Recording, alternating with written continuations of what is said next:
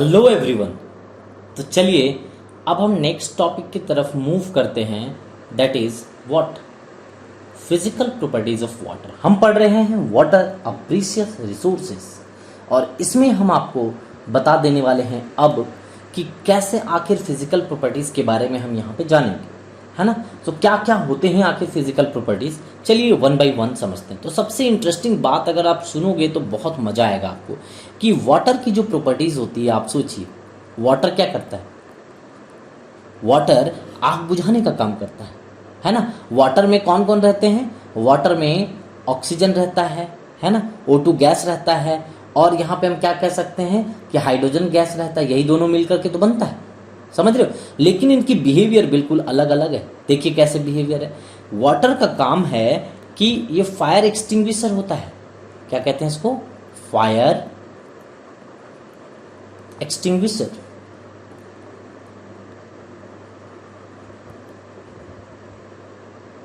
यानी कि आग बुझाने का काम करता है ये, जबकि ऑक्सीजन आग लगाने का काम करता है ना। ये ऑक्सीजन जो होता है सपोर्ट करता है किसको बेटा, हाँ, फायर को, कंबसन को, है ना। सो सपोर्ट कंबसन, आग लगाने में ये हेल्प करता है। तो देखिए कितना उल्टा बिहेवियर है, देख रहे हो, बिल्कुल उल्टा बिहेवियर है। वाटर जो है इसका फिजिकल प्रॉपर्टीज ही समझा रहा हूं मैं। ये तो देखिए वाटर में दो चीजें हैं, ऑक्सीजन है और हाइड्रोजन गैस है।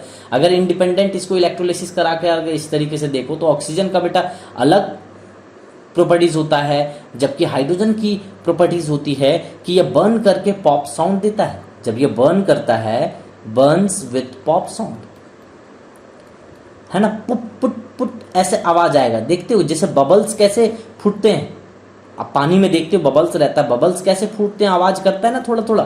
तो उसी तरीके से ये पॉप साउंड करके आवाज करता है जब ये H2 गैस वहां पे होता है, बर्न करते हैं तब। लेकिन देखो ये बेचारा वाटर जो है आग बुझाने का काम करता है, जबकि इससे बने हुए ऑक्सीजन और हाइड्रोजन से मिलकर के बना है। तो इंडिपेंडेंटली अगर इसकी प्रॉपर्टीज देखें तो ये सपोर्ट करता है कंबसन को, और ये बर्न करता है किसके, पॉप साउंड के साथ में। तो बहुत फेमस है पॉप साउंड, तो ये चीज याद रखना। कहीं क्वेश्चन पूछ लिए जाते हैं डायरेक्टली इससे। चलिए वन बाय वन हम देखते हैं कि इसके आखिर क्या क्या फिजिकल प्रॉपर्टीज है। सबसे पहले अगर हम बात करें तो वाटर जो होता है बेटा वो क्या होता है, कलरलेस होता है। आपने देखा ही है, सब रोज रोज पीते हो तो आपको पता ही है। तो ये कलरलेस भी होता है, और उसमें किसी भी तरह का, अगर प्योर वाटर आप लेते हो तो उसमें किसी भी तरह का गंध नहीं आता है। तो यानी कि ऑर्डरलेस होता है, यानी कि कोई स्मेल उसमें नहीं होता है। उसके बाद देखते हो कोई टेस्ट नहीं होता है उसमें, टेस्टलेस है, कोई टेस्ट नहीं होता है। और अगर देखोगे आप उसे तो ये ट्रांसपेरेंट आपको दिखेगा। ट्रांसपेरेंट मतलब पारदर्शी, है ना, ट्रांसपेरेंट लिक्विड के तरह ये दिखता है।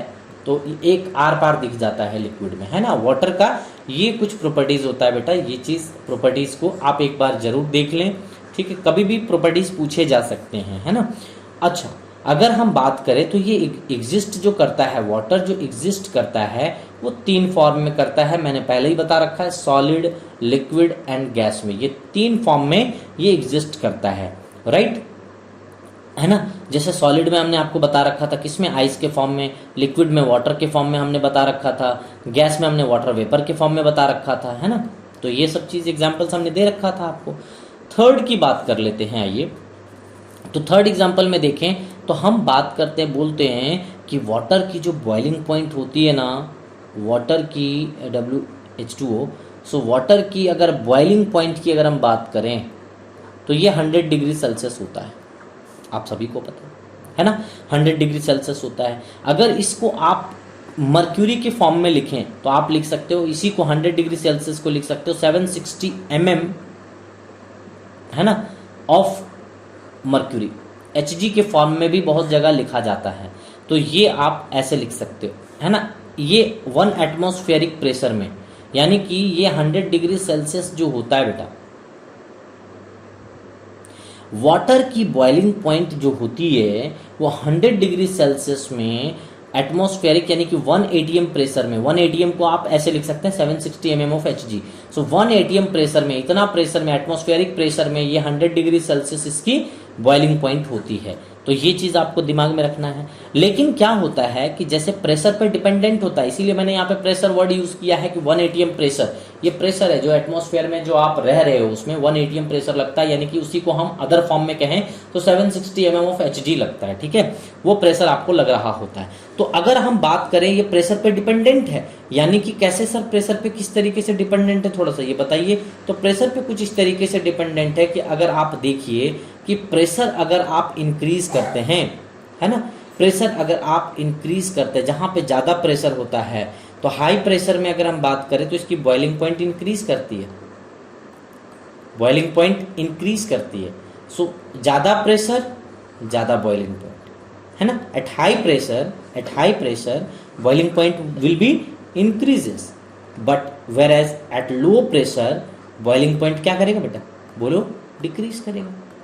जैसे मान लो कि आप बहुत बड़े पहाड़ में चले गए, एकदम टॉप में, तो जितना ऊपर जाओगे प्रेशर क्या होता है, डिक्रीज होता है, ऊपर जाते हो तो प्रेशर डिक्रीज करता है। तो आप मान लो कि दाल अगर बना रहे हो इस धरती पे यहाँ पे दाल बना रहे हो, तो दाल बना रहे हो तो वो जो वाटर है वो 100 डिग्री पे बॉईल कर रहा है, तो 100 डिग्री पे बॉईल कर जा रहा है, तो उस समय तक वो उसको मेल्ट कर दे रहा है, जो आप राइस और दाल जो बनाते हो उसको मेल्ट कर दे रहा है। लेकिन आप जैसे ही ऊपर चले जाते हो, पहाड़ में चले जाते हो, बहुत ऊपर चले जाते हो, तो प्रेशर डिक्रीज होता है, जैसे हाइट में जाते हो तो अगर प्रेशर डिक्रीज होगा तो बॉइलिंग पॉइंट भी डिक्रीज हो जाएगी। जो यहाँ पे 100 डिग्री सेल्सियस पे ये बॉयल किया करता था, हो सकता है ये नियरली 80 डिग्री सेल्सियस में ही बॉयल कर जाए, वहां पे बॉयल कर जाएगा, तो आपको लगेगा कि वो उतना हीट प्रोवाइड तो कर नहीं पाएगा भैया, आप 80 डिग्री सेल्सियस पे बॉयल तो करने लग जाएगा, लेकिन उस तरीके से हीट नहीं दे पाएगा जितना ये देता था। तो इस तरीके से प्रेशर वाला आपको थोड़ा सा रिलेशन याद रखना है, ठीक है। तो ये फिजिकल प्रॉपर्टीज में थर्ड प्रॉपर्टीज हमने देखा।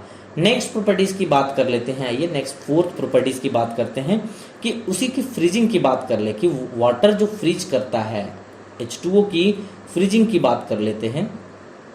सो फ्रीजिंग की बात करें तो क्या होगा, ये 0 डिग्री सेल्सियस में फ्रीज करता है। अगेन हम ये 0 डिग्री सेल्सियस कहाँ पे कह रहे हैं, तो 760 mm ऑफ Hg प्रेशर होना चाहिए, यानी कि यही प्रेशर जो एटमॉस्फेरिक प्रेशर होता है, दैट इज 1 atm, है ना, 1 atm प्रेशर, यानी कि जो आपके चारों तरफ जो प्रेशर है वो इतना ही प्रेशर है बेटा। उस प्रेशर में आपको 0 डिग्री सेल्सियस होता है, वाटर उतना में फ्रीज कर जाता है 0 डिग्री सेल्सियस पे। अब अगर लेकिन इम्प्यूरिटीज रहा, इन प्रेजेंस ऑफ इम्प्यूरिटीज अगर हम बात करें कि इम्प्यूरिटीज अगर रही बेटा, तो हम सिंपली क्या कह देते हैं कि इन प्रेजेंस ऑफ इम्प्यूरिटीज इसकी बॉइलिंग पॉइंट जो होती है, सॉरी फ्रीजिंग पॉइंट जो होती है वो क्या होती है, लोअर हो जाती है। तो आप लिख सकते हो ऐसे कि presence of impurities lower the freezing point, यहाँ पे लिख सकते हैं कि इम्प्यूरिटीज रही, प्रेजेंस ऑफ इम्प्यूरिटीज, है ना, lower the what, freezing point, lower the freezing point, ठीक है। क्योंकि वहां पे सोचो ना, वो सारे पार्टिकल्स, अब वो पार्टिकल्स जो हैं वहां पे इस वाटर में, अब तो पार्टिकल्स भी आ गए, ये डस्ट पार्टिकल भी आ गए।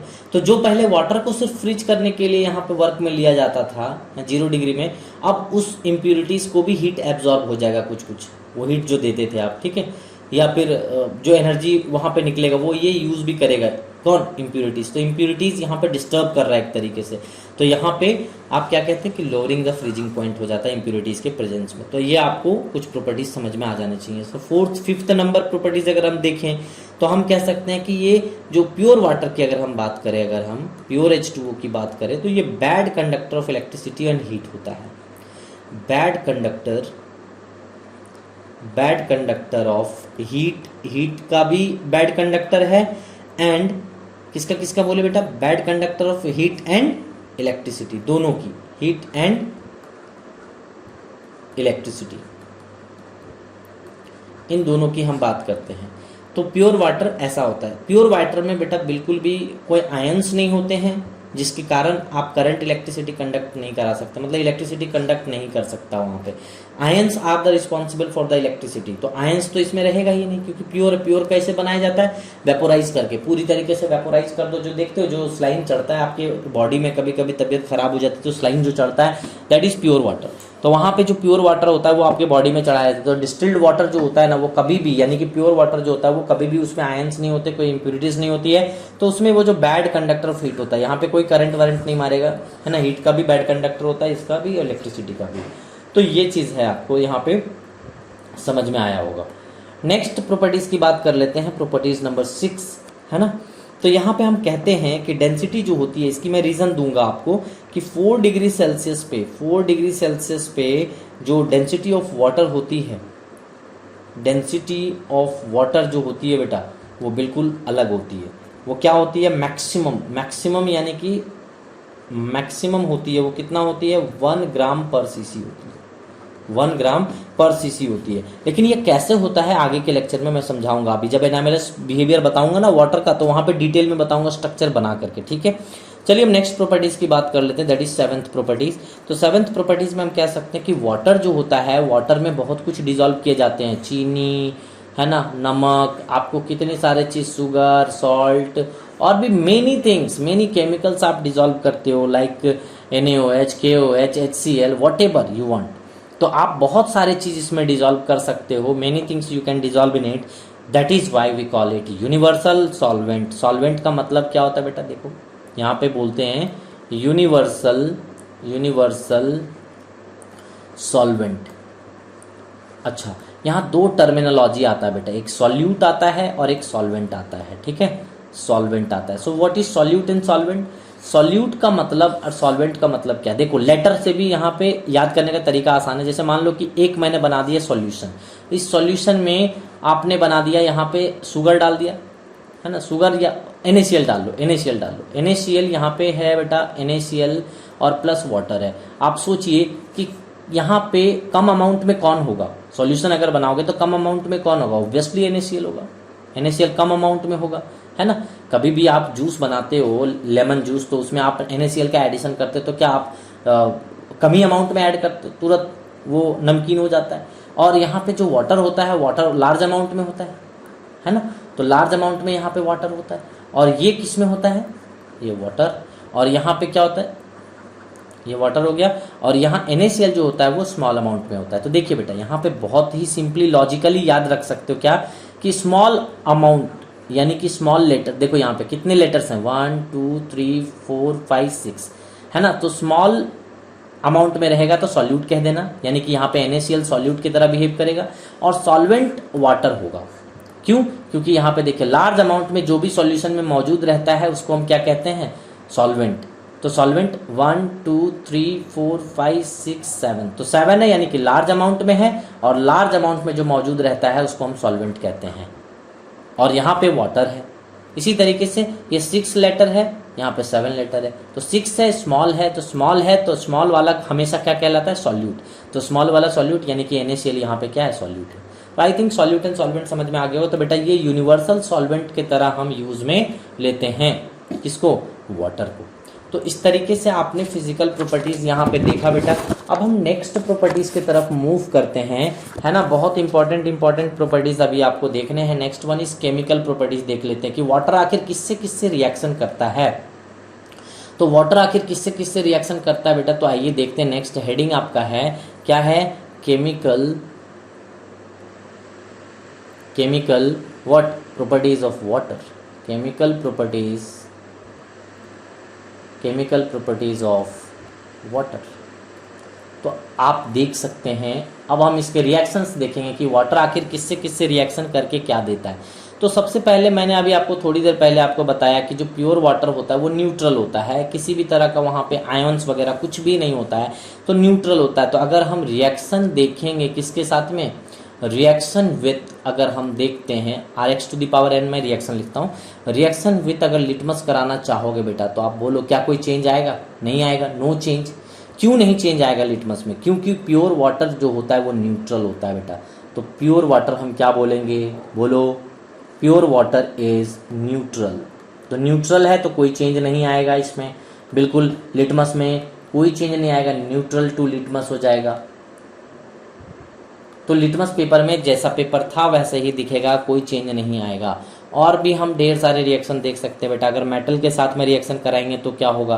तो कोई भी मेटल को रिएक्शन करवा लीजिए। जैसे मान लीजिए कि आप पोटेशियम का रिएक्शन करवाते हैं, अगर वाटर से आप रिएक्शन करवा दिया, मान लीजिए कि 2 टाइम्स ऑफ H2O कर दिया, ठीक है, पोटेशियम से आपने रिएक्शन करवा दिया, ये लिक्विड स्टेट में है, तो ये क्या होगा कि KOH बना लेगा, हाइड्रोक्साइड बना लेता है, और साथ में H2 गैस रिलीज कर देता है। तो मेटल के साथ में जब भी वाटर का रिएक्शन कराएंगे तो हाइड्रोक्साइड बनाएगा, पोटेशियम हाइड्रोक्साइड और वाटर हाइड्रोजन गैस रिलीज होगा। तो मैं नाम नहीं लिखूंगा, आप यहाँ पे जस्ट आप कर ले। इसी तरीके से आप सोडियम रखेंगे और वाटर यहाँ पे रख देंगे तो ये क्या बनाएगा बताओ, तो सोडियम हाइड्रोक्साइड बना लेगा, NaOH बना लेगा, सोडियम हाइड्रोक्साइड बनाएगा और साथ में H2 गैस रिलीज करेगा। तो जो भी लिखना लिखिए आप, कोई दिक्कत नहीं। कोई भी एग्जाम्पल, जैसे मान लीजिए कि हम कैल्शियम यहाँ पे लेते हैं, तो कैल्शियम क्या होता है कि कैल्शियम पे 2 पॉजिटिव होता है, रेडिकल स्टेबल, जनरल केमिस्ट्री में जाकर के आप देखिए। तो जब देखेंगे तो कैल्शियम पे 2 पॉजिटिव चार्ज होता है, तो 2 पॉजिटिव होता है तो यहाँ पे 2 बार हाइड्रोक्साइड लेगा तो CaOH होल ट्वाइस हो जाएगा ये, और साथ में H2 गैस तो भैया फिक्स है कि सब में H2 गैस तो रिलीज होना ही है। तो मतलब ये फिक्स है कि हाइड्रोक्साइड और H2 गैस रिलीज होता है जब भी आप वाटर से रिएक्शन करवाते हैं किसी भी मेटल का, ठीक है। तो एक आध एग्जांपल और आप लेना चाहें तो ले सकते हैं। जैसे मान लीजिए कि आपने आयरन का रिएक्शन करवा दिया, मैं रिएक्शन को बैलेंस पूरा नहीं कर रहा हूँ बेटा, आयरन का रिएक्शन आपने वाटर से करवा दिया तो ये बना लेता है बेटा Fe3O4 बना लेता है, Fe3O4 बना लेता है और साथ में H2 गैस रिलीज करता है। तो आप देख सकते हैं ऑक्साइड बना रहा है यहाँ पे। कुछ मेटल्स ऑक्साइड बनाते हैं, कुछ मेटल जो हाईली रिएक्टिव होते हैं वो हाइड्रोक्साइड भी बना लेते हैं, ठीक है। तो यहाँ पे आप देख सकते हैं कि जैसे आयरन यहाँ पे ऑक्साइड बनाया है, उसी तरीके से कौन कौन से ऑक्साइड बनाएंगे, तो ऑक्साइड बनाएगा यहाँ पे मैग्नीशियम का ऑक्साइड बन जाएगा, आप मैग्नीशियम के साथ में रिएक्शन करके देख लीजिए, है ना। इसी तरीके से आप जिंक के साथ में रिएक्शन करके देख लीजिए, इसी के साथ आयरन का करा ही दिया। तो जैसे जैसे रिएक्शन का आप देखते हैं बेटा कि रिएक्टिविटी मेटल की, आगे पढ़ाऊंगा चल करके रिएक्टिविटी के बारे में कि कैसा रिएक्शन होता है। बस इतना जान जाइए अभी आप कि मेटल के साथ में अगर किसी भी वाटर, मतलब किसी का भी रिएक्शन वाटर के साथ अगर मेटल का करवाते हो तो या तो ऑक्साइड या हाइड्रोक्साइड बनाएगा यहाँ पे, वो उसके रिएक्टिविटी पे डिपेंड करता है, तो उसके साथ में हाइड्रोजन गैस भी रिलीज करता है। तो इस तरीके से आप कह सकते हैं कि यहाँ पे केमिकल रिएक्शन कुछ ऐसा होता है। तो केमिकल रिएक्शन आपने वाटर के भी देख लिए। अब हम कुछ नोट यहाँ पे बता दें आपको, कुछ इंपॉर्टेंट पॉइंट आपको बता देते हैं कि जब एक रिएक्शन होता है बेटा इस तरीके से, कोई भी रिएक्शन होता है ना, तो रिएक्शन दिखता कैसा, देखो ये A हो गया कैपिटल A, यहाँ पे रिएक्शन B हो गया कैपिटल B, और ये रिएक्शन हो गया यहाँ पे C, ये कैपिटल C, ऐसा रिएक्शन हो गया D कैपिटल D। तो जो स्मॉल ABCD है ना बेटा, ABCD स्मॉल वाले जो हैं वो एक जस्ट नंबर होते हैं। क्या होते हैं बोलो, यहाँ पे नंबर होते हैं, और इसी नंबर को हम कहते हैं स्टोइकियोमेट्रिक कोफिशिएंट, स्टोइकियोमेट्रिक कोएफिशिएंट, है ना, coefficient, stoichiometric coefficient, you can say simply number. ये नंबर होते हैं ABC, ऐसा नंबर होता है, ठीक है। और जो कैपिटल A और कैपिटल B है बेटा, इसको हम कहते हैं रिएक्टेंट, ठीक है। और जो कैपिटल यहाँ पे बात करें कि capital C and capital D जो होता है बेटा, इसको कहते हैं प्रोडक्ट्स। और जो एरो देख रहे हो ये बता रहा है कि फॉरवर्ड डायरेक्शन में रिएक्शन जा रहा है। और रिवर्सिबल किसको कहते हैं, यहाँ पे एक टर्मिनोलॉजी आता है रिवर्सिबल रिएक्शन। रिवर्सिबल रिएक्शन मतलब दोनों डायरेक्शन में जो रिएक्शन चलता हो बेटा, तो उसका कैसे होगा, उसका जो रिएक्शन होता है ना, जैसे कोई रिएक्शन लिख देता हूँ, जैसे NH3 है, ठीक है। तो NH3 जो होता है वो दोनों साइड से ऐसा रिएक्शन होता है, तो हम कहेंगे कि NH3 को इस तरीके से बनाओगे तो ये N2 प्लस H2 कर दोगे तब भी बन जाएगा। बैलेंस करना चाहें तो यहाँ पे 2 लगा दीजिए तो 2 नाइट्रोजन हो गया, और यहाँ पे 6 हो गया तो 3। तो इस तरीके से देखिए बैलेंस भी हो गया। और दोनों एरो, जब इस तरीके से एरो आपको देखने को मिले ना बेटा, यहाँ पे ऐसा एरो, तो समझ जाना कि ये रिएक्शन कैसा है, रिवर्सिबल है। रिवर्सिबल का मतलब दोनों डायरेक्शन में पॉसिबल होगा बेटा, बोथ डायरेक्शन से ये रिएक्शन पॉसिबल होगा। आगे से पीछे भी जा सकता है, पीछे से आगे भी आ सकता है। यानी कि सोचो ना, आपने देखा था कि आइस से वाटर भी जाता था, और आइस से वाटर भी जाता था, और वाटर से आइस भी आता था, तो ये क्या है, रिवर्सिबल रिएक्शन है, यानी कि रिवर्स कर सकते हो इसको, है ना। और इसी का उल्टा हो जाता है इरिवर्सिबल रिएक्शन, जहाँ पे उल्टा नहीं कर सकते हैं आप। तो दीज आर द कुछ टर्मिनोलॉजी है जिसे आप थोड़ा सा दिमाग में आप रख सकते हैं, है ना। नेक्स्ट, अब हम बात करते हैं कि एल्यूमिनियम अगर किसी से रिएक्शन करता है बेटा, एल्यूमिनियम को अगर आप वाटर से रिएक्शन करवा देते हैं, तो एल्यूमिनियम अगर जब वाटर से रिएक्शन करता है तो ये रिएक्शन नहीं कर पाता, एल्यूमिनियम यहाँ पे रिएक्शन नहीं करता है, ठीक है। क्यों नहीं करता है, क्योंकि एल्यूमिनियम जो होता है ना, मान लीजिए कि ये एल्यूमिनियम है, और ये एल्यूमिनियम अपने चारों तरफ क्या करता है, एक प्रोटेक्टिव लेयर ऑफ ऑक्साइड बना लेता है। ये ऑक्साइड का एक प्रोटेक्टिव, एक बार रिएक्शन करेगा ये ऑक्साइड बना लेगा, और एक बार प्रोटेक्टिव ऑक्साइड बना लेगा ना, तो वाटर अब इससे रिएक्शन कर ही नहीं पाएगा, वाटर अब इससे अटैच हो ही नहीं पाएगा, ऑक्सीजन मतलब एल्यूमिनियम के पास वाटर पहुंच ही नहीं पाएगा, जिसके कारण हम कहते हैं कि ये प्रोटेक्टिव लेयर बनाने के कारण, this is your protective layer, protective layer of oxide, protective layer of oxide होने के कारण हम कहते हैं कि एल्यूमिनियम वाटर से रिएक्शन नहीं कर पाता, यानी कि एक सुरक्षा कवच बना लेता है अपने चारों तरफ, यूं कह सकते हैं आप, ठीक है। तो ऑक्साइड बनाता है, सबसे पहले तुरंत रिएक्शन करके ऑक्साइड बना लेता है, क्योंकि एयर तो वहाँ पे मौजूद है ही, तो एयर के साथ में वो ऑक्साइड बना लेता है, और जैसे ही ऑक्साइड बनाएगा भैया वो रिएक्शन फिर नहीं करेगा, फर्दर आगे चल करके वो रिएक्शन करेगा ही नहीं, ठीक है। तो चलिए अब इसको हम यहीं पे क्लोज करते हैं, क्योंकि एनोमलस एक्सपेंशन ऑफ वाटर इसका हेडिंग है नेक्स्ट। अगर उसको एक्सप्लेन करने बैठूंगा तो काफ़ी टाइम लग जाएगा, क्योंकि उसको मुझे बड़े डिटेल में समझाना है। तो ये वाला लेक्चर यहीं पे समाप्त करते हैं। Okay, so thank you.